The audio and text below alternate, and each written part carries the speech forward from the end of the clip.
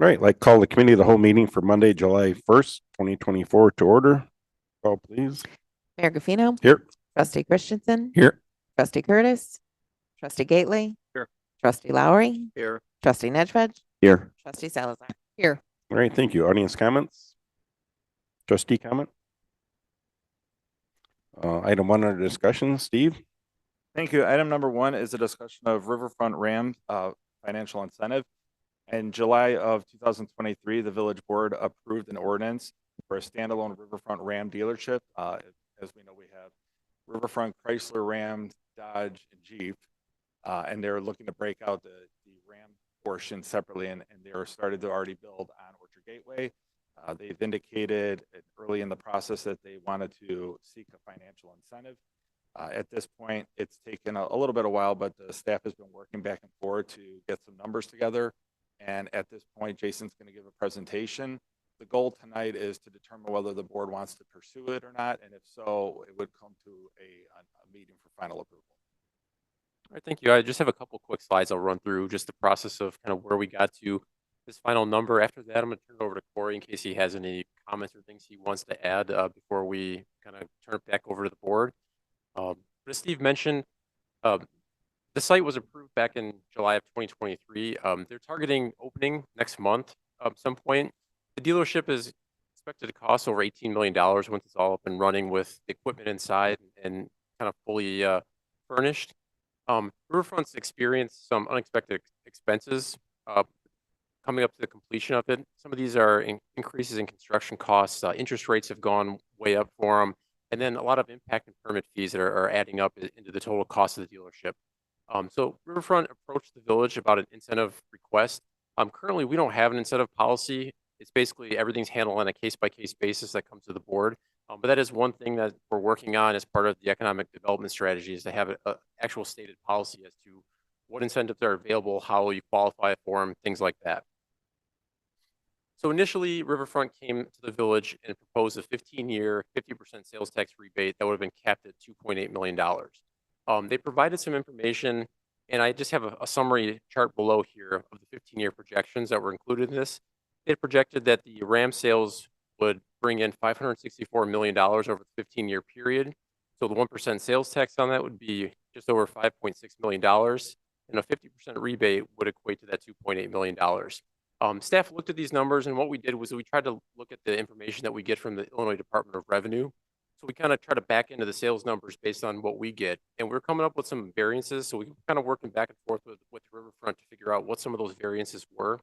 And I think what we determined that is that there were some out-of-state sales within there, and maybe they were gross sales and not actual taxable sales. So they went back and revised their numbers and then gave us some updated projections that were based on kind of what numbers we were seeing from the Department of Revenue. So the updated projections were the $297 million over the 15-year period, which equated to just over $2.9 million of sales tax. Again, the 50% split would have been just under $1.5 million for that 15-year period. We went back to Riverfront and kind of proposed a similar agreement that we currently have in place with Ford. If you remember, the Ford dealership was currently in town. They had approached the village for renovation, incentive because they wanted to renovate the dealership. So what we did is we said, since you're kind of basically a current dealership in town, you're already generating sales here at the village. We're going to figure out what your baseline sales are and say, here's how much you're generating before you even renovate. So once you renovate and your sales are expected to go up, we're going to take that baseline, and then you get the rebate on a percentage of everything basically above and beyond the new sales tax. So what we did was we worked again with Riverfront, and they gave us some Ram sales. So what we were able to determine were the current sales are about $115,000 on just the Ram vehicles at the current dealership. So what we said is that's going to be our baseline.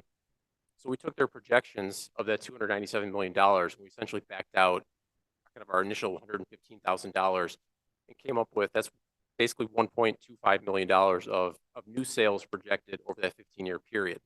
So again, we applied that same 85% that we saw with this, we have currently with the Ford, saying that any of the new incremental sales tax that we're going to see from this new dealership above and beyond what we're already getting at the current dealership would come up to the $1,062,138. So that's kind of what we proposed to Riverfront, saying we're going to kind of structure this based on your sales tax projections or your sales projections with kind of another similar agreement that we have with another dealership in town that was already making sales here. So I don't know if Corey, you want to add anything? Kind of maybe talk about the building process. Yeah. Thank you all for your time. I'm Corey Spooner and I'm with Riverfront Ram. We started this project over 6 years ago. The project originally started with the parcel across from where we sit right now. We spent over $200,000 with engineering, architects, in order to get that property in order to be able to start on that property. Then come to find out that JCPenney and Target required a large sum in order for us to be connected to their property. So we walked away from that. Over the course of the next 3 years, we were able to identify another property, which is where we're at now at 1851 Orchard Gateway. With this particular one, we've incurred expenses that we had no idea that would come about. First off, the construction cost has gone up 21% over the last 5 years. Interest rates have gone from 4.25% to 8%. Those amounts, for the construction is a $1.5 million increase.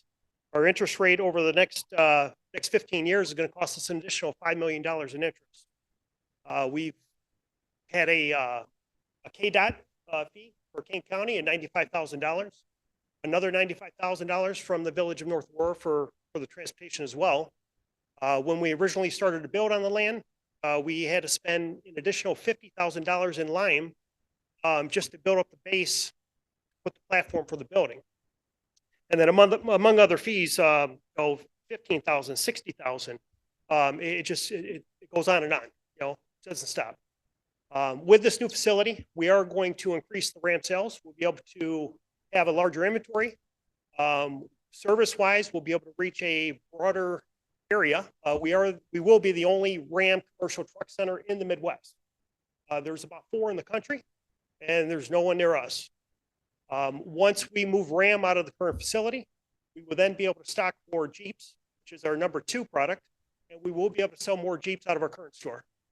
We'll still have the Chrysler and Dodge lane, but Jeep and Ram are where tax dollars come.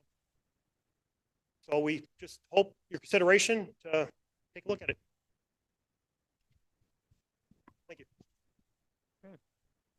Is 15 years the same agreement that we have with Ford? The Ford one was 10 years. So yeah, they had requested 15 years. So we just kind of used the same 85% with the base, but they just applied it over the amount that they had requested. Yeah, I was going to say 15 years is kind of a long time. I was going to suggest 10. I mean, it would be 15 years or the cap. Or a So certain if amount. they hit the number in 10 years or less, then it basically, once they hit the cap, it's done. So it's 15 years or that amount, whatever comes first. I would just like to bring up the fact that this is a business that is going to be successful and it's already been built. And when I take a look at, I do feel bad that you've had an excess in your cost to construct and interest rates, but I mean, at some point there has to be a contingency built into your total estimated cost. And when they're asking us for money, in my opinion, I think, yes, your costs have increased, but so have our taxpayers. Everybody's been hit by inflation and nobody's giving them a helping hand. So if this is something that is not absolutely necessary for the viability of the business, I don't think we should be giving handouts to businesses just because they're asking, especially when you said you're one of 4 distribution centers in the United States for Ram. So we have a business that's going to be viable whether or not we give them the rebate or not. I just don't think that we can say to a business, yes, you've been hit hard by the economy, and to our taxpayers and say, well, so have you, but too bad. I remember this was one of the topics we talked about right at our strategic plan meeting. And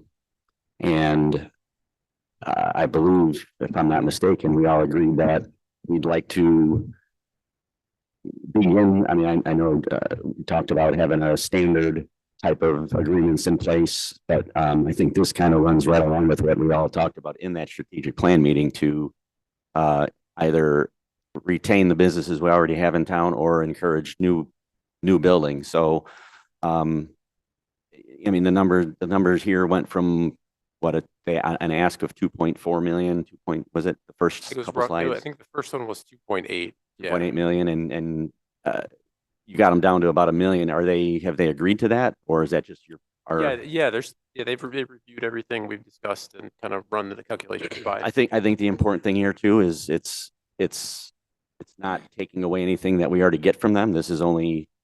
We're only getting what they're bringing in up and above what they've already been bringing to the village. So again, just based on the fact that it's something we talked about and put in our strategic plan, I would be in favor of this right here. Mark? I'm okay with it. Yeah. Jason? It's part of doing good business and bringing in more good business. Just to be clear, it is the 1,062,000 that would otherwise be money that would come to the village, correct? That we'll be giving back. I'm not sure I 100% agree that interest rates are going to cost that much over the next however many years. Based on, by all predictions, interest rates are going to come down. I guess I think that going forward, we need to have some sort of uniform policy. On some level, agree with Laura that, we want to keep the business. We appreciate the business being here in the village, but we need to have something that's more uniform that can be applied as opposed to case by case basis, because we've already established one. We did it for one. We've done it for two. We're already kind of establishing a policy without establishing a policy. So that would be kind of my thought At the about it. strategic planning session, we did the economic workshop, and the board was split on whether or not a formal policy Okay. was necessary versus a case-by-case review. And so this actual request came out several months ago. I mean, it's taken several months to going back and forth. The draft economic strategy that we're working on is set to come to the board as early as this next meeting in July, if not the first week in August. In that, the staff has devised the strategy that actually poses the question to the board on whether or not an incentive should be given to anybody who's already broken ground on construction. But as of right now, we do not have a formal policy on that. Okay, thanks for What the is our clarification, tr- Steve. We gave a lot of money to UFC Gym. It was like 250,000, whatever it was. And they didn't even make it 3 years. So I mean, we've got a company, we've got a dealership. They've already invested the 18 million, already built it. Yes, they had a lot of costs that they didn't anticipate. At some point, you bake in a contingency for overruns. I just don't see why we should. We increased our sales tax to increase our revenue, and that revenue is supposed to benefit directly our residents with services. And I just think we need to get a policy on the book. I agree with what Carolyn said, but I just think this is a lot of money to be giving back. I mean, if 18 million build out to get 2 million back, that's a pretty big chunk of change they're getting back for their investment. Are we getting our new police vehicles from this dealership? Can we potentially work out a deal in the contract where we get those new vehicles at cost? Vehicles for the North Aurora PD, they were. Good. So, I mean, they're working with us too. So, Freebies and kickbacks back to every business in the I mean, village. this is a business that has survived for a long time, paying a lot of tax dollars to the village, and they're trying to expand and create more tax dollars. It doesn't make sense why we When wouldn't their agree to basis this. of asking for it is because they had unexpected expenses. And everybody in this village has been impacted by inflation in some way or another. That's the argument I'm trying to make, is that this is a business that's going to be viable. It's one of 4. They've already invested 18 million. It's built. They had overruns. Well, so did everybody else in North Aurora. I'm just saying, I don't think that this is the right way to be going back about it. You need to give a tax rebate to everybody just that they're asking for, and it doesn't need to be the full amount that they're asking for. One thing I would like to add is, if I would, when you guys are putting together the policy, I would like to say, if someone's going to want to ask for a rebate, have it in the, pre-approval process, not like this halfway through, or, that would be one thing for sure. I'd want to make sure it's in the policy. Mike? Well, I kind of agree with some of what Laura is saying about, I don't know if we're too free with giving incentives or not. But all in all, I think when it gets down to weighing the pros and the cons, I'd be in support of going ahead and with it. I have, it's $1 million that we don't get, I guess. But at the same time, if they increase their sales, that should offset that to some degree. So I'm okay with it.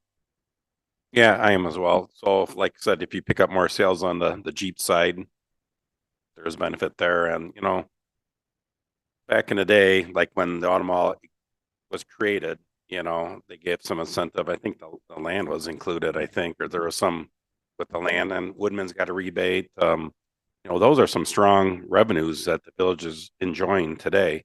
The car dealers are really, helping us tremendously as well as Woodman. So I think, I'm okay with this. I think, since there is that baseline, and I would like to see the ask in front, instead of in the rears, because some could argue that you really don't need it if it's already built, but other than that, no, I think, we do partner with the businesses, and I think, this is, fine. So I think we're good.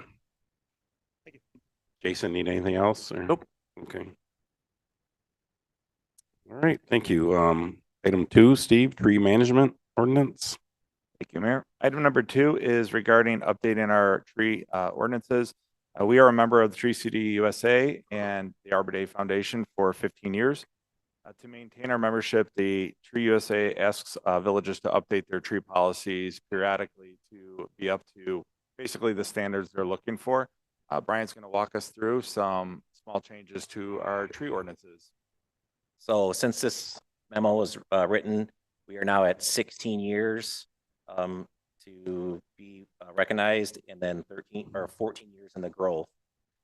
So what they did is they kind of submit everything to them in December. They look it over and see if everything matches what they need. So they thought that our ordinance was a little light. However, most of the stuff that we're looking to change was actually revisions that were made back in December of 2005. So they were basically already in there, but it just wasn't spelled out. So the revisions include adding sections for such as purpose, definition, delegation of authority, plant care standards, and prohibition of harmful practices. Todd Murphy, our streets foreman, he worked with the Illinois Urban and Community Forestry Division, which is as part of the IDNR, to come up with these changes. These changes won't affect trees on private property, just in the public right-of-way and public parks. So we're just looking for feedback to see if you guys have any comments before we make the changes.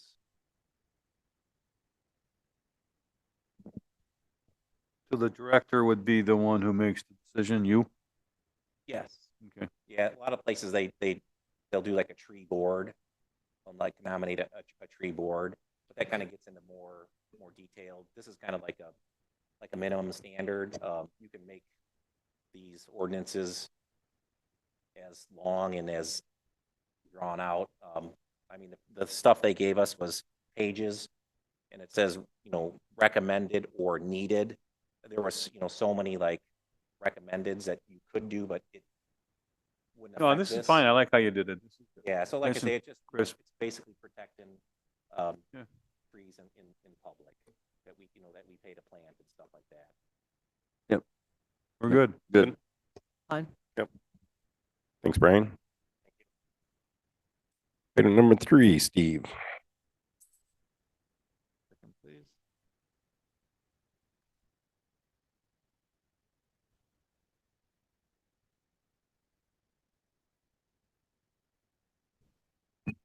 Okay, item number 3 on the agenda is a liquor license request for North Aurora Food and Liquor. Class D liquor license is what they're requesting, and I'm going to walk through this here. So North Aurora Food, Wine and Liquor Food and Liquor is at 5 South Lincoln Way. The tenant space is currently occupied by Tia Food and Liquor, so that's right at the corner of 56 and 31. It's old Sonny's liquor site. So due to the fact that liquor licenses in the village do not transfer with the new ownership, they're basically here for a Class D. So it's already a liquor store. It's just transferring ownership. Because it transfers ownership, they still have to go through the process of getting a new liquor license. So it is basically in front of you tonight to see if you have any questions. Nope. No, I'm fine with it. Okay.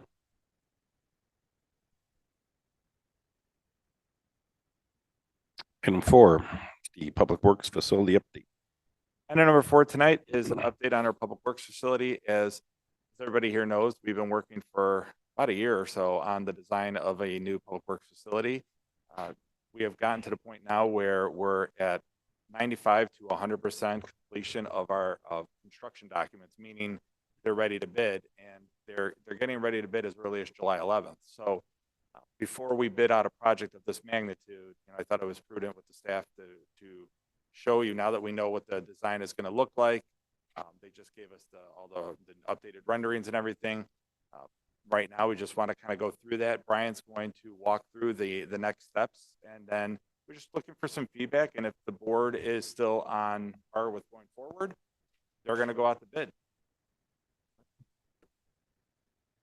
So basically, one of the last updates was in May, where the land swap agreement was finalized with the Southern Kane Training Association. Williams Architect has finished up the design development phase for the new building. During that phase, the village worked with architects and construction managers to develop plans, schematics, and basic details for the construction. Once design development was completed, Williams Architect began the construction document phase. In this phase, the architects and engineers put together the final plans for like the structural steel, HVAC, plumbing, electric, energy savings, and all other materials and products needed for construction. And at this point, like Steve said, the construction documents are about 95% done. So with that, Frederick Quinn Corporation, who's our construction manager, is preparing the next phase, which is the construction documents. And this phase is scheduled to begin the second week of July. So during this phase, Frederick Quinn puts it out for bid. They'll do bid packages. I want to say right now they're in the 30s for total packages. The bids will be opened on August 1st. During this, they will review the bids along with staff. We'll get a better look at the guaranteed maximum price. And then we plan to bring it back in front of the board at the August 9th or August 19th meeting. Depending upon how the numbers come back, that night it could come back for approval. Or if the numbers don't come in line with what we're thinking, we will then meet as a staff and then see if there's cost-saving methods to do it. But either way, we're going to update the board on the 19th. Basically, to get to the construction schedule by the end of the year, they want to break ground in September. October would be the absolute latest because you want to get all your mass grading and your foundation work done before the freeze. So the issue with the timing is just because, everything always seems to just go right up against the deadline. So to get it out to bid and to get it back on the 1st, the plan is if it's within a budgeted number or close to our internal estimate for the building, we can take it to the 19th for direct approval from the board, like we would with most bids. If it comes back very high, we're going to meet with them either way after August 1st. But if it comes back high, the goal would be to come back on the 19th to the committee of the whole, simply tell the board, okay, we have some issues here, and our construction manager has these thoughts on how to proceed. It could be simply breaking up the packages, starting the project, the ground or the foundation work, and then rebidding other packages. So it's things like that we would want to discuss. As of right now, the reason there's no number directly in your memo is we've had lots of conversations about the price, but we figured this close to bidding, we didn't want to throw out what our numbers were just in case, someone then saw what number we're willing to spend and then they bid it that way. So we're trying to get the best pricing as possible. I have some pictures in the packet. We just attached these in the back, but if you notice, I'm sorry, it's taking a little while to reload. There it is. The building, the last time you saw it, I believe was more of a brown tone. It was more tan, and the architect went with a more gray tone to match I think it's because of the amount of concrete. They decided it just made sense to match it, but that is more of what the building will look like. So I just wanted to make sure you saw the updated renderings as well. Is that a blue roof, Steve? I can't tell. Or is it a gray roof? Okay, in that last picture, it looks blue. Yeah, it's probably okay. not translating well. I kind of liked it. This picture was good because this actually shows you how the site will look. You know, you've seen it on engineering plans. So this is where you actually see the building. Everything that you see here is pretty accurate. The only thing is there is a canopy in this corner here where my cursor is. That's where the fuel island is, but that canopy won't be there. But everything else here, that's the actual location of the salt dome. If you remember, we had to move it and reposition it. So it's actually going to be right next to the building instead of behind it. You can even see the fire training facility still right behind us. And then, of course, we retained some land back here where our water tower and our well is. There's the water treatment plant. So everything will be, now our water treatment plant to salt dome, everything is on one campus, pretty much. So just any questions about the process, thoughts? Looks really good. Okay, so hopefully the bids come back well and see how it goes. Good? Yep. All right. That concludes our discussion. Motion to adjourn to go to exec session to discuss property Motion to acquisition. adjourn. To Second. exec session. All in favor, say aye. Aye. Oppose? All right. Thank you.